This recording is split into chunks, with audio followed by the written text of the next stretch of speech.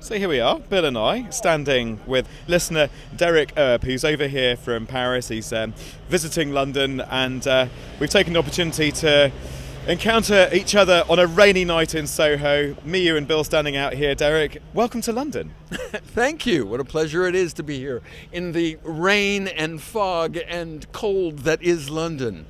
You say that as if it's a bad thing. It is a bad thing, Bill. Believe me, it is a bad thing. People who listen to this podcast will know your name. They'll know about the Facebook listeners group. But just for the uninitiated, how did it all come about then? Oh my. The Facebook listeners group got started actually now years ago when I went looking on Facebook to try and find somewhere where there was a site about Digital Planet, as it was called then, and nothing was to be found. So because there wasn't anything, I thought very quickly I could create something on Facebook because it was just a click and you gave it a name. And we created the group with Digital Planet listeners.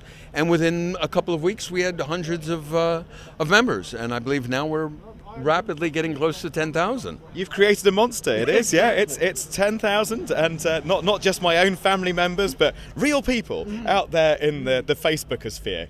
Because Bill's going to frown. He hates it when I make words up like that.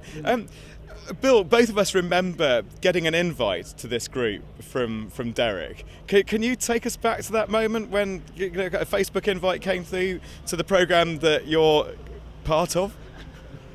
That was a really smooth link there, Gareth. Nice to see your professionalism hasn't deserted you. Yeah, answer the question. Of course I remember, because it was really quite exciting. I'm a social media junkie, and I join everything straight away, and many of these services like Plurk, remember Plurk? Friend Feed, they fade away. Facebook hasn't faded away. And it was just so nice to feel that a listener, somebody who wasn't being paid by us, had bothered to do this. And of course, I'll join anything, so I joined straight away, and there was conversation happening about what we were up to. And the conversation continues to this day. It certainly does. And my memory of it was getting this invite from Derek saying, we have a group, it's about your programme, just thought I'd let you know, you may like to join it. And when I did join and became part of conversations about items and ideas that we'd been carrying on the programme, for me it was a very curious experience. It was a little bit like being invited to a party at your own house, where people are sitting in your living room talking about your furniture and about the things on your wall and so on. It was a curious experience for me. Do you think, though, you're a technology person yourself, is that still the platform for discussion, do you think, alongside Twitter and so on? Well, I think the audience, which is the BBC World Service, which is the entire world, and as Bill was saying, there are so many social networks that get created and fade away. Facebook does seem to be the one that stays there and has the largest audience. Like it or not, it does have the largest participation. And the whole point of a group is to have the maximum number of people from the maximum number of places and cultures in one place. Facebook does still provide that service and that network, which nobody else does. Perhaps Twitter, but of course handicapped by the length of discussion one can make. So Facebook does have that monopoly for the moment, I think. And we know Derek is somebody who does like more than 140 characters to make his point. Yes, if anybody needs the extra characters from Facebook, and I mean this in a good way, it is you, Derek, as well. Yes, well taken, well accepted, absolutely, absolutely. Yeah, I can only count the number of tweets it would be necessary to put through one of my essays as a response to a discussion on a forum, at minimum 10. As for your own interests then, Derek, I mean, you are actually a technology person yourself. You have a fascinating career, as I understand it, advising people about the kind of the gadgets, the technologies to look out for. What exactly do you do?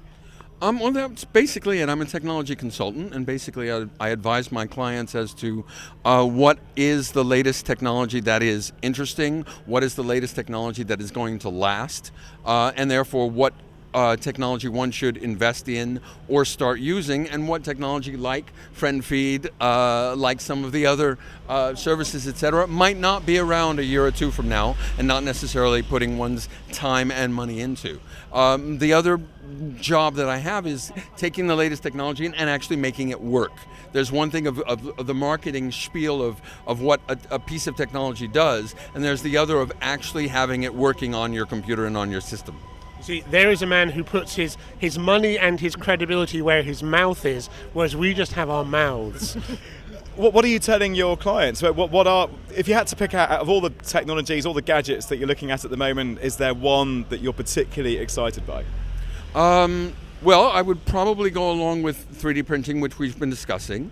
I would go along with a lot of what Microsoft is throwing out with both on the PC market with the Surface and the Windows Phone 8, which is coming up. Not necessarily that is the market in which to invest, but that is going to be an impetus or something that's going to push the rest of the market by providing valid competition both in mobility and in the desktop space. All right. So, see, Bill, this is the caliber of listener that we have. People working with real clients, doing future gazing for money, and making it all happen as well.